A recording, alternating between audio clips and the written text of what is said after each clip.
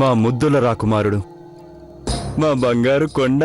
నువ్వు నాకు పేరు ప్రఖ్యాతులు తెస్తావు. నేనెవరో తెలుసా? మీ నాన్నగారినిరా నేను.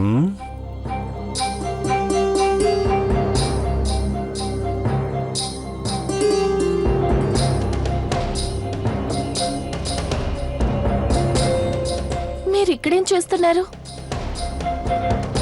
మా రాకుమారుణ్ణి ముద్దు చేయటానికి వచ్చాం.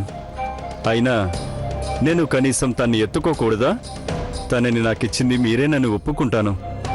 కానీ ఇతను నా రక్తం పంచుకునేగా పుట్టాడు బక్షిబాను. అవును, ప్రస్తుతం తను పసివాడు. హాయిగా పడుకోనివ్వండి.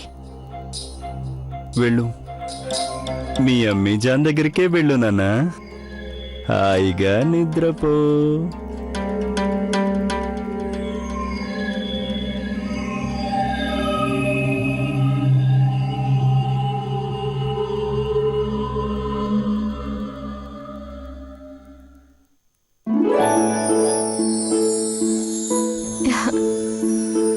ఎలా ఉన్నావు బక్షిబాను? మెలకుగా ఉండడం మంచిదయింది. మీకోసం పత్తెంగా పెట్టే లడ్డూలు తీసుకొచ్చాను. మీకోసం ప్రత్యేకంగా అత్తయ్య గారు చేసి పంపించారు. ఇవి క్రమం తప్పకుండా తింటే మీ నీరసమంతా దెబ్బకెగిరిపోతుంది. ఇక్కడ పెట్టేస్తాను. ఎలా ఉన్నాడు మా చిన్ని రాకుమారుడు?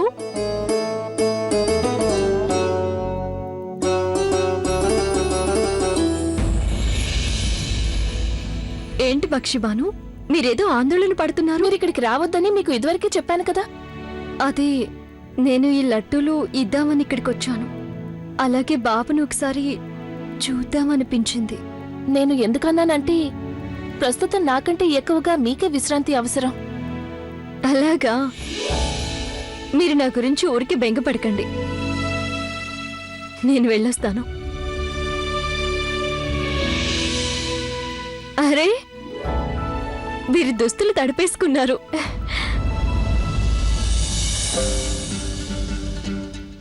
భాబీజాన్, నేను చేస్తానుగా. ఊరికే కంగారు పడకండి బక్షిబాను.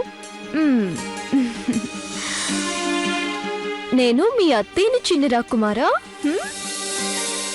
రండి, నేను మీకు దుస్తులు మారుస్తాను. యా ఖుదా, చాలా మొండి మనిషి. ఇప్పుడెలా?